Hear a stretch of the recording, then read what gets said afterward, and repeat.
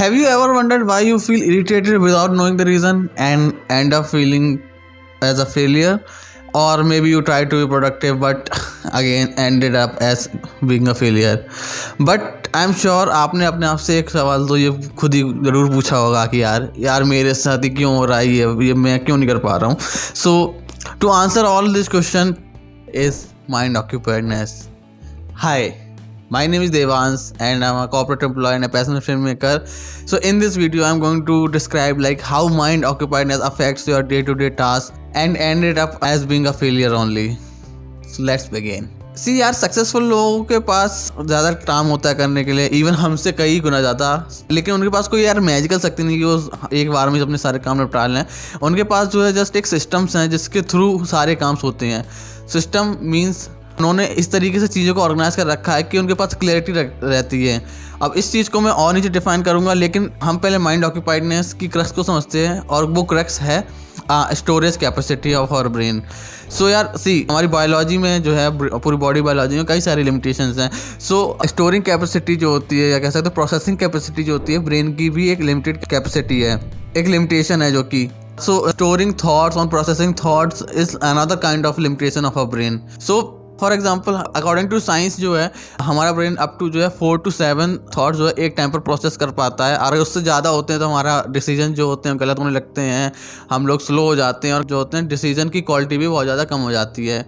Think like an CPU. अगर आपकी RAM ही 4 GB की है तो आप उसमें ज़्यादा टास्क कैसे प्रोसेस कर पाओगे, और आपकी CPU की स्टोरेज अगर 32 GB की है उससे ज़्यादा आप स्टोरेज कैसे ला पाओगे. Same happens with the brain, क्योंकि जब आप बहुत सारी चीज़ों को प्रोसेस कर रहे होते हो ना साइमल्टेनियसली तो आपके माइंड में वैगनेस आ जाती है, यानी आपका माइंड कंफ्यूज हो जाता है जिसे हम ब्रेन फॉग भी कहते हैं. तो उस टाइम पे जो माइंड ऑक्यूपाइडनेस के थ्रू ब्रेन फॉग क्रिएट होता है उसको क्लीन करने के लिए, उसको क्लियर करने के लिए हम लोगों को क्लियरिटी चाहिए होती है. और वो क्लियरिटी आती है ऑर्गेनाइजेशन से, टाइम ब्लॉकिंग से.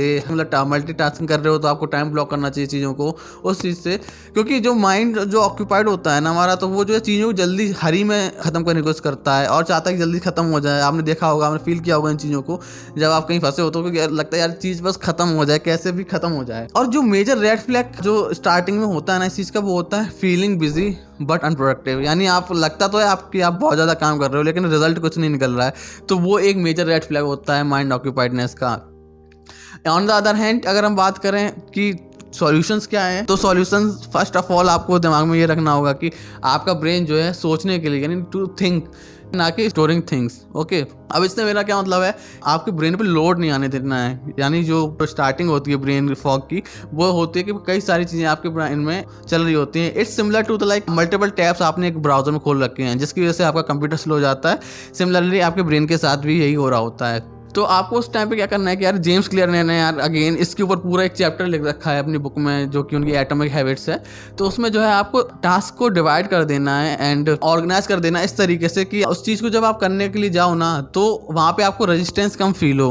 अगेन अगर आपको रेजिस्टेंस को समझना है और हमारी रेजिस्टेंस जो साइकोलॉजी से हमारी बायोलॉजी से कैसे रिलेटेड है चीज़ों को करने के, वो आप इन 2 वीडियोज़ में देख सकते हो. बहुत ही एलैबोरेटली मैंने उन चीज़ों को समझाया है. सो यहाँ पे आपको वन स्टॉप सॉल्यूशन तो मिल गया. लाइक अगर आप चैट GPT से भी पूछोगे तो वो ये देगा कि आप चीज़ों को क्लैरिफाई करो, ऑर्गेनाइज करो. बट ये हो गया थोड़ा सा थ्योरेटिकल लग रहा होगा सुनने, लेकिन अगर हम रियल लाइफ में आए, आपको इन द स्नैप आपको एक माइंड आपको क्लियर करना है. तो मैंने ये चीज़ सुनी है और मैंने एक्सपीरियंस की है, अपने एक्शंस में इम्प्लीमेंट की है, जो कि मैंने ये संदीप माहेश्वरी के वीडियोस में कहीं सुना था. उस चीज़ को जब आपको बहुत सारे टैब्स ओपन हो ना, अपने माइंड में बहुत सारी चीज़ चल रही हो, तो आप अपने ब्रेन अपने आप से पूछो, जो आप अपने आप से बातें करते हो ना जिस टाइम पे कि यार मेरे साथ ये क्या हो रहा है, क्यों हो रहा है, उस टाइम पे आप अपने आप से बस एक सवाल पूछो, उसको लेवल करो. देखता हूँ लेवल करने की कोशिश करो और देखो कि मतलब बोलो खुद से कि मैं क्या सोच रहा हूँ. बस इतना बोलना है कि मैं क्या सोच रहा हूँ और देखो अपने दिमाग में क्या क्या सोच रहे हो. Instantly I experience this thing. Instantly आपको एकदम ब्रेन में जो भी थॉट्स होंगे आपको नजर आने लगेंगे, जो भी होंगे. अगर कोई भी मतलब वैगनेस है, ब्रेन फॉग टाइप का है, तो वो एकदम क्लियर हो जाएगा.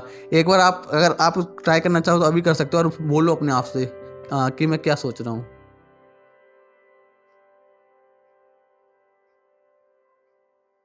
कुछ दिखा नहीं ना. I can say my trust on this कि यार इट वर्क, ये वर्क करता है और मेरे साथ कई बार वर्क किया है जब भी मैं कहीं फंसा हुआ हूँ. सौ बात की एक बात कि यार ये आप एक टाइम पे इस फॉर्मूले को यूज़ कर सकते हो जब भी आपका ब्रेन फॉग हो रहा है. एंड अल्टीमेटली यार आपको ये ध्यान रखना है कि आपको मूव ऑन तो करना है ये चीज़ों से। तो आपको चीज़ों पे जितना ज़्यादा स्टक रहोगे ना, उनको स्ट्रेच करोगे, तो वो चीज़ें आपके माइंड में बढ़ती चली जाएंगी। इसलिए जितना जल्दी हो सके उन चीज़ों को क्लियर करो। अगर नहीं कर पा रहे हो तो उसको ऐसे टाइम पे डाल दो जहाँ आप शांत हो, आपका ब्रेन जो है अच्छे से वर्क कर रहा हो, और तब उस चीज़ को जो है जाके डिस्कस करो। तो इस तरीके से आप जो है अपनी माइंड ऑक्यूपाइडनेस से डील कर सकते हो, अपने माइंड की जो क्लियरिटी है उसको बेटर कर सकते हो। And as we all know that clear mind always work better.